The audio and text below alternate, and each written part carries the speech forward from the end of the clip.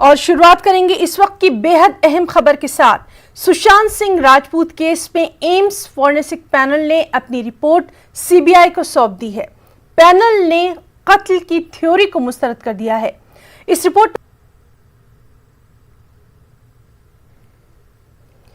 और दिल्ली से हमारे साथ मौजूद हैं इस वक्त हमारे साथी शंकर आनंद। शंकर, बेहद अहम खबर है इस वक्त, ये तफसीलात चाहेंगे।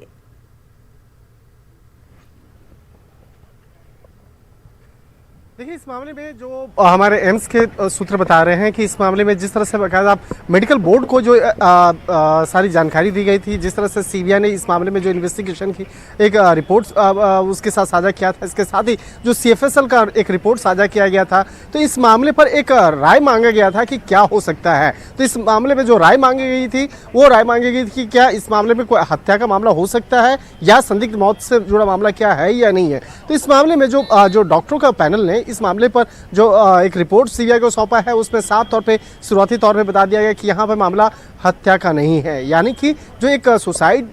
करने का जो मसला है वो मामला यहाँ पे बनता हुआ दिख रहा है। तो इस मामले की रिपोर्ट सीबीआई को दे दी गई है, लेकिन औपचारिक तौर पर ना इस मामले पर सीबीआई कुछ बोल रही है, ना ही एम्स प्रशासन के द्वारा, एम्स की जो मेडिकल बोर्ड के द्वारा इस मामले की कोई औपचारिक तौर पर जानकारी दी जा रही है। तो अब यहाँ पर एक तरह से ये मामला साफ होता हुआ दिख रहा है कि ये सुसाइड का ही मामला है, जिसको कई एंगल से तफ्तीश किया जा रहा था, लेकिन सीबीआई के पास फिलहाल सीबीआई के हाथ खाली है और कुछ भी सीबीआई के हाथ में भी इस मामले पे जानकारी नहीं मिल चुकी है। लेकिन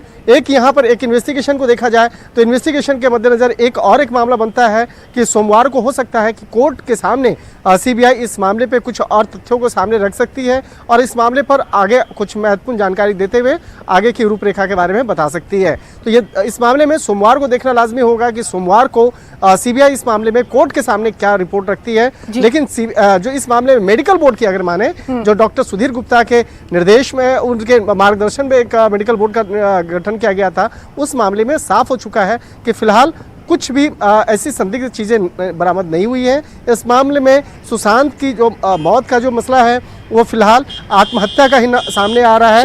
शंकर आपसे ये भी जानना चाहेंगे, चूंकि आप इस तरह के मामलों को काफी अपने एक्सपर्ट अपनी राय आप रखते हैं, जब ये रिपोर्ट आई है कि ये खुदकुशी का मामला दिखाई दे रहा है, अब जो पूरी जांच होगी उसका रुख कहीं ना कहीं बिल्कुल बदल जाएगा, क्योंकि अब एक उस एंगल से जो जांच चलेगी आगे, जिसमें कहीं ऐसा तो नहीं है कि सुशांत को उकसाया गया, कहीं ऐसा तो नहीं है कि उनकी जो मानसिक स्थिति थी, उनकी जो दिमागी हालत थी, उन तमाम चीजों को ध्यान में रख के अब ये जांच आगे बढ़ेगी। क्या कहते हैं?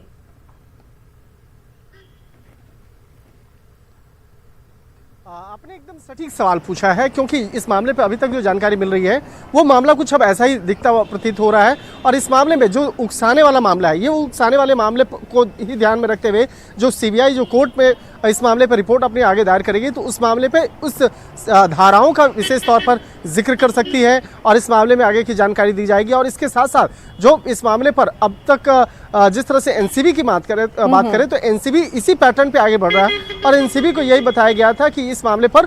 जो एक संदिग्ध तरीके से मौत हुई है, इसमें उकसाने और इस मामले में कुछ गलत तरीके से बकायदा उसके घर में रहने वाले जो लोग हैं उसके द्वारा एक जानबूझकर उसको नशे का सामान देना, उसको एक तरह से कहीं न कहीं दिमागी तौर पर उसको कमजोर करना, इस तरह की जो चीज़ें एक इस एंगल पे जो अभी तक जांच हो रहा था, तो वो एंगल तो एक बना हुआ ही है। यानी कि एनसीबी का जो थ्योरी है उस थ्योरी पे अभी भी काम चल रहा है, लेकिन सीबीआई की जो थ्योरी है, जो सबसे इस तमाम तीनों जांच एजेंसी, चाहे बात करें सीबीआई की बात करें, ईडी की बात करें या एनसीबी की बात करें, इसमें सबसे महत्वपूर्ण जो थ्योरी होगी वो होगी सीबीआई की। और सीबीआई की जो थ्योरी है शुरुआती तौर पर इतना स्पष्ट हो रहा है कि अगर वो आत्महत्या का मसला है तो हो सकता है कि इस मामले में कुछ ऐसे सेक्शंस को जोड़े जा सकते हैं, उन ऐसी धाराओं को जोड़ा जा सकता है जिससे कि ये प्रतीत होता हो कि यहाँ पर एक सोची समझी साजिश के तहत उसको, सुशांत को पिछले कुछ समय से परेशान किया जा रहा हो और उसी परेशानी की वजह से उसने आत्महत्या किया है। तो बहरहाल अब इस मामले में आगे क्या कुछ रहेगा उस पर भी लगातार हमारी नजर बनी रहेगी। शंकर आनंद, बहुत बहुत शुक्रिया अदा करना चाहेंगे आपका तमाम तर तफसीली जानकारी के लिए।